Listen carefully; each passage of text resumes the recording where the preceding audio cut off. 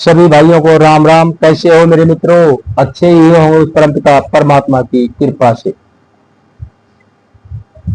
लंका कांड, इस कथा को सुनने से पहले चैनल को सब्सक्राइब करें, लाइक करें, शेयर करें और सभी भाइयों से विनती है कि कमेंट जरूर करें कि आपको वीडियो अच्छी लगती है या नहीं। लाइक जरूर करें भाइयों। कामदेव शत्रु शिव जी के श्रेय भव जन्म मृत्यु के भय को हरने वाले काल रूपी मतवाले हाथी के लिए सिंह के समान योगों के स्वामी योगेश्वर ज्ञान के द्वारा जाने योग गुणों की निधि अजय निर्गुण निरुपकार माया से परे देवताओं के स्वामी दुष्टों के वध में तत्पर ब्राह्मण बंधन के एकमात्र देवता रक्षक जल वाले मेघ के समान सुंदर श्याम कमल के से नेत्र वाले पृथ्वीपति राजा के रूप में प्रेम देव श्री राम जी को मैं वंदना करता हूं।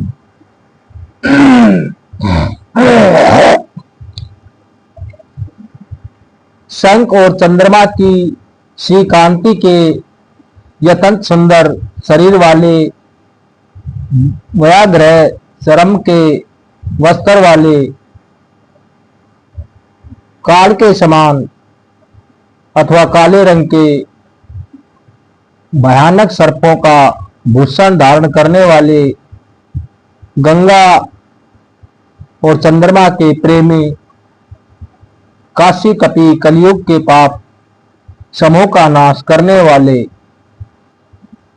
कल्याण के कल्प वृक्ष गुणों के निधान कामदेव को भस्म करने वाले पार्वती पति चंदनीय श्री शंकर जी को मैं नमस्कार करता हूं। जो सत्य पुरुषों को अत्यंत दुर्लभ केवल्य मुक्ति तक दे डालते हैं और जो दुष्टों को दंड देने वाले हैं वे कल्याणकारी श्री शंभु मेरे कल्याण का विस्तार करें। लव निमेश परमाणु वर्ष युग और कल्प जिनके प्रचंड बाण है और काल जिनका धनुष है, हे मन तू उन श्री राम जी को क्यों नहीं भजता? समुद्र के वचन सुनकर प्रभु श्री राम जी ने मंत्रियों को बुलाकर ऐसा कहा, अब विलंब किस लिए हो रहा है? सेतु पुल तैयार करो जिसमें सेना उतारो। जंबुवान ने हाथ जोड़कर कहा, हे सूर्य कुल के ध्वजा स्वरूप कीर्ति को मैं बढ़ाने वाले श्री राम जी, सुनिए हे नाथ, सबसे बड़ा सेतु तो आपका नाम ही है, जिस पर चढ़कर जिसका आश्रय लेकर मनुष्य संसार रूपी समुद्र से पार हो जाते हैं। फिर यह छोटा सा समुद्र पार करने में कितनी देर लगेगी? ऐसा सुनकर फिर पवन कुमार श्री हनुमान जी ने कहा, प्रभु का प्रताप भारी बड़ावनल समुंदर की आग के समान है। इसने पहले समुद्र के जल को सोख दिया था, परंतु आपके शत्रुओं की स्त्रियों के आंसुओं की धारा से यह फिर भरा गया और उसी से खारा भी हो गया। हनुमान जी की यह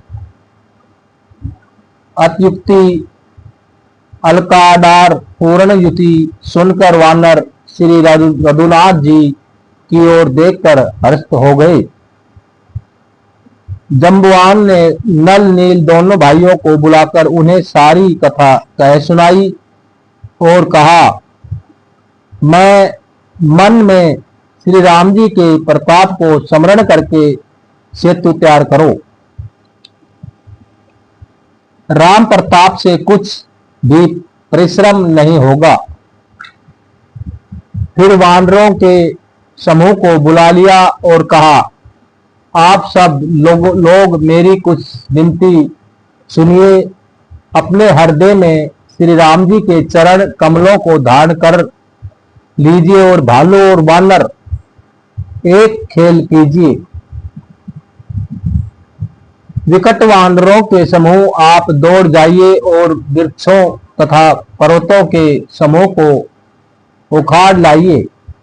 यह सुनकर वानर और भालू हुंकार करके और श्री रघुनाथ जी के प्रताप समूह को की अथवा प्रताप के पुंज श्री राम जी की जय पुकारते हुए चले।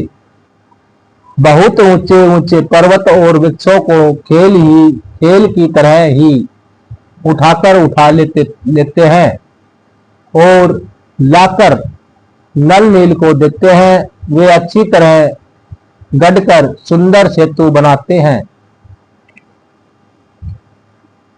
वानर बड़े बड़े पहाड़ लाकर देते हैं और नल नील उन्हें गेंद की तरह ले लेते हैं। सेतु की अत्यंत सुंदर रचना देखकर कृपा सिंधु श्री राम जी हंसकर वचन बोले, यह यहाँ की भूमि परम रमणीय और उत्तम है। इसकी असीम महिमा वर्णन नहीं की जा सकती। मैं यहाँ शिव जी की स्थापना करूंगा। मेरे हृदय में यह महान संकल्प है। श्री राम जी के वचन सुनकर वानर राज सुग्रीव ने बहुत से दूत भेजे जो सब श्रेष्ठ मुनियों को बुलाकर ले आए।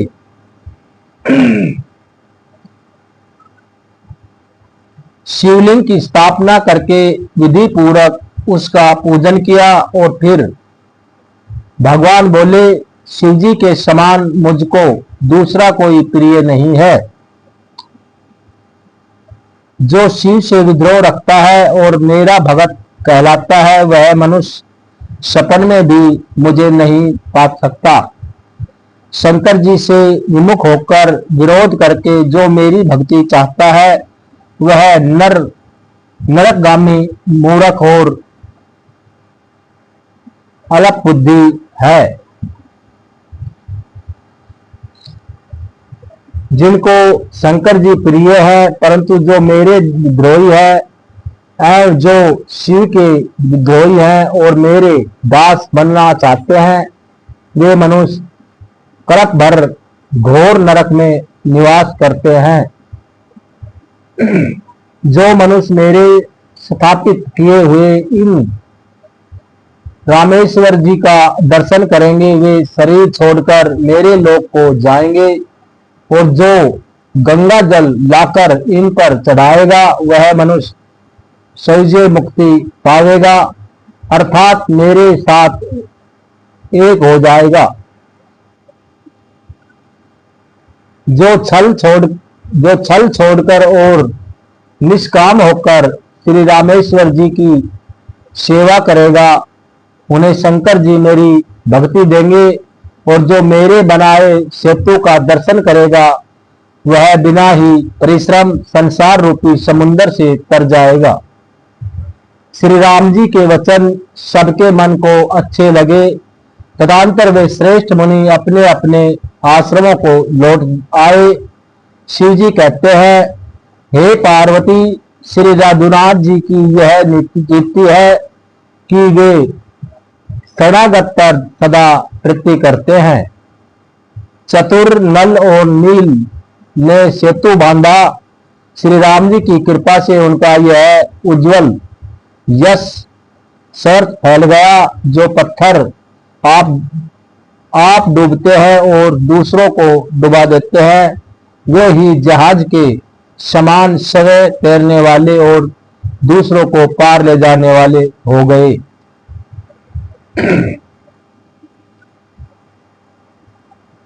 यह न तो समुद्र की महिमा वर्णन की गई है, न पत्थरों का गुण है और न वानरों की ही कोई करामात है।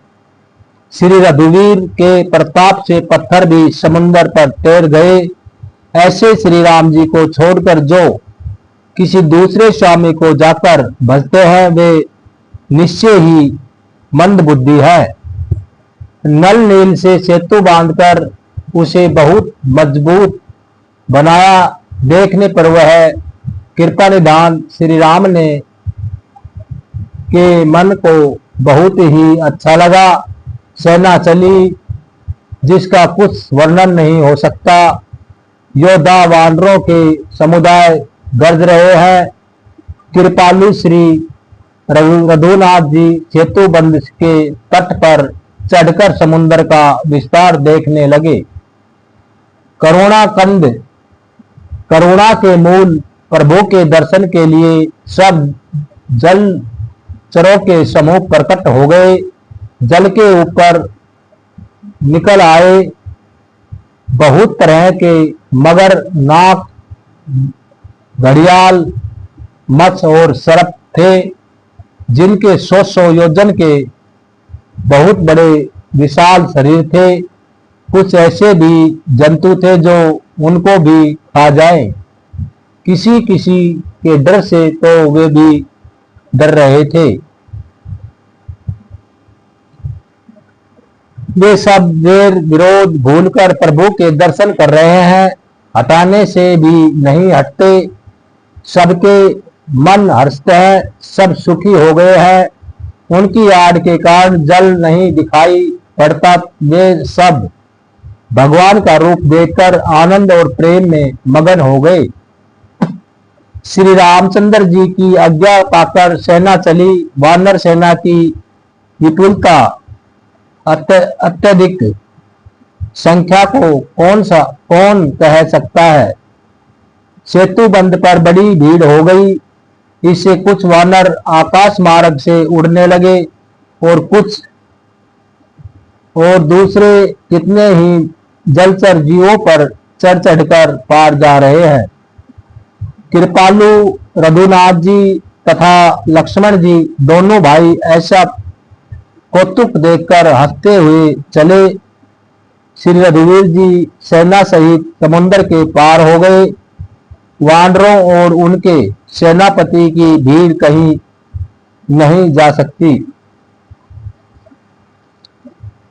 प्रभु ने समुद्र पार डेरा डाला और सब वानरों को आज्ञा दी कि तुम जाकर सुंदर फल मूल खाओ।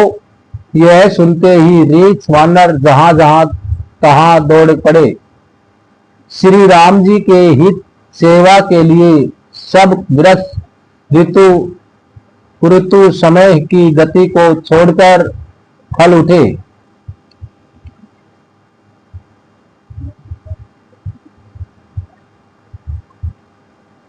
वानर भालू मीठे मीठे फल खा रहे हैं, वृक्षों को हिला रहे हैं और पर्वतों के शिखरों को लड़कड़ा ही की तरह और फेंक रहे हैं। घूमते फिरते जहां किसी राक्षस को पा जाते हैं तो सब उसे घेर कर खूब नाच नचाते हैं और दांतों से उनके नाक कान काट कर प्रभु का सुयश कहकर अथवा कहलाकर कब उसे जाने देते हैं। जिन राक्षसों के नाक और कान कट डाले गए, उन्होंने रावण से सब समाचार कहा। समुद्र पर सेतु का बांधा जाना कानों से सुनते ही रावण घबराकर 10 मुखों से बोला उठा, वन निधि, नीर निधि, जलंगी सिंधु, वारिस, तोय निधि, कपित, उदी, पयोधी, नदीस को क्या सचमुच ही बांध लिया? फिर अपनी व्याकुलता को समझकर ऊपर से हंसता हुआ भय को भुलाकर रावण महल को गया।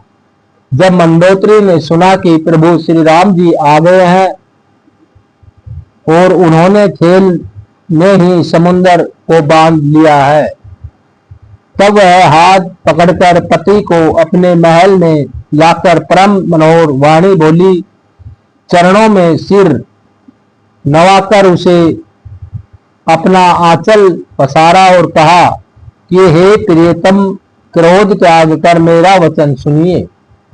हे नाथ, वैर उसी के साथ करना चाहिए जिसे बुद्धि और बल के द्वारा जीत सके।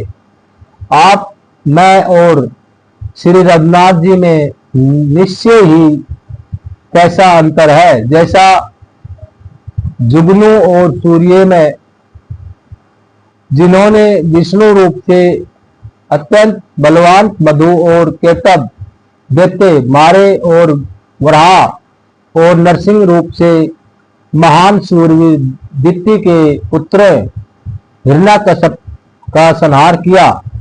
उन्होंने वाम रूप से बलि को बांधा और परशुराम रूप से सहस्त्र बाहु को मारा। वे ही भगवान पृथ्वी पर भार हरण करने के लिए राम रूप में प्रकट हुए हैं। हे नाथ, उनका विरोध न कीजिए जिनके हाथ में काल कर्म जीव सभी श्री रामचंद्र जी के चरण कमलों में सिर नवाकर उनकी शरण में जाकर उनको जानकी जी सौंप दीजिए और आप पुत्र को राज्य देकर वन में जाकर श्री रघुनाथ जी का भजन कीजिए। हे नाथ, श्री रघुनाथ जी तो दीनों पर दया करने वाले हैं। सम्मुख शरण जाने पर तो बाघ भी नहीं खाता। आपको जो कुछ कहना चाहिए था वह सब आप कर चुके। आपने देवता, राक्षस तथा चर अचर सभी को जीत लिया है। हे दशमुख, संत जन ऐसी नीति कहते हैं कि चौथेपन बुढ़ापे में राजा को वन में चला जाना चाहिए।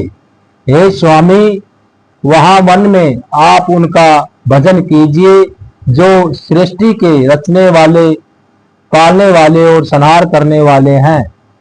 हे नाथ, आप विश्व की सारी ममता छोड़कर उन्हीं शरणगत पर प्रेम करने वाले भगवान का भजन कीजिए जिनके लिए श्रेष्ठ मुनि साधना करते हैं और राजा राज्य छोड़कर वैरागी हो जाते हैं।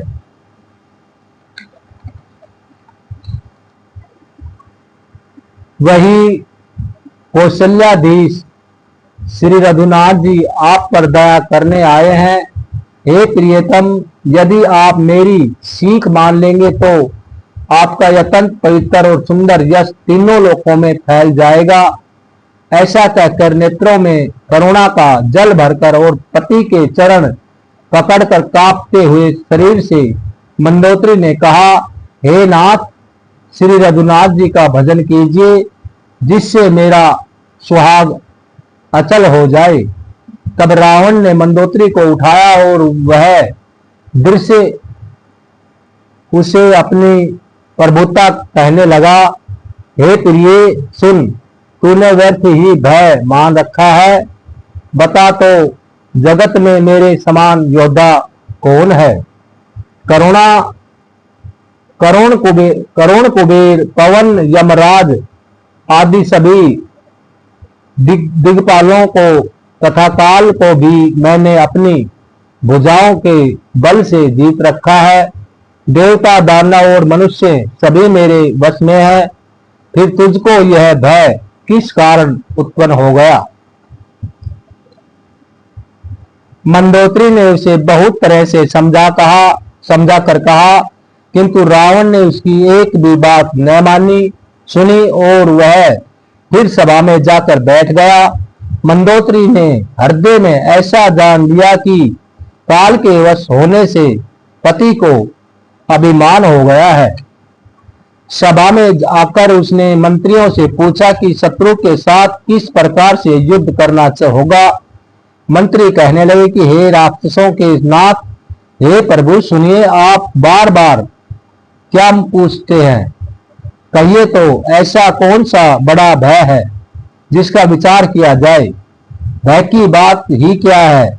मनुष्य और वानर भालू तो हमारे भोजन की सामग्री है। कानों से सबके वचन सुनकर रावण का पुत्र प्रायश्चित हाथ जोड़कर कहने लगा कि हे प्रभु, नीति के विरुद्ध कुछ भी नहीं करना चाहिए। मंत्रियों में बहुत ही थोड़ी बुद्धि है। ये सभी मूर्ख सुखमदी मंत्री ठकुर सुहाती मुंह देखी कह रहे हैं, हे नाथ, इस प्रकार की बातों से पूरा नहीं पड़ेगा। एक ही बंदर समुद्र लांघकर आया है था, उसका चरित्र सब लोग अब भी मन ही मन गाया करते हैं, स्मरण किए करते हैं। उस समय तुम लोगों में से किसी को भूख न थी, बंदर तो तुम्हारा भोजन ही है। फिर नगर जलाते समय उसे पकड़कर क्यों नहीं खा लिया? इन मंत्रियों ने स्वामी आपको ऐसी सम्मति सुनाई है जो सुनने में अच्छी है, पर जिससे आगे चलकर दुख पाना होगा। जिसने खेल ही खेल में समुद्र बांध लिया और जो सेना सहित कुबेल पर्वत पर उतरा है, भाई कहो वह मनुष्य है जिससे कहते हो कि हम खा लेंगे। सब गाल फुलाकर पागलों की तरह वचन कह रहे हैं। हे तात, मेरे वचनों को बहुत आदर से बड़े गौर से सुनिए, मुझे मन में कायर न समझ लीजिए। जगत में ऐसा मनुष्य झुंड के झुंड बहुत अधिक है जो प्यारी मुंह पर मीठी लगाने वाली बात ही सुनते हैं और कहते हैं, हे प्रभु, सुनने में कठोर परंतु परिणाम में परम हितकारी वचन जो सुनते और कहते हैं, वे मनुष्य बहुत ही थोड़े हैं। नीति सुनिए, उसके अनुसार पहले दूत भेजिए और फिर सीता को देखकर श्री राम जी से प्रीति मेल कर लीजिए।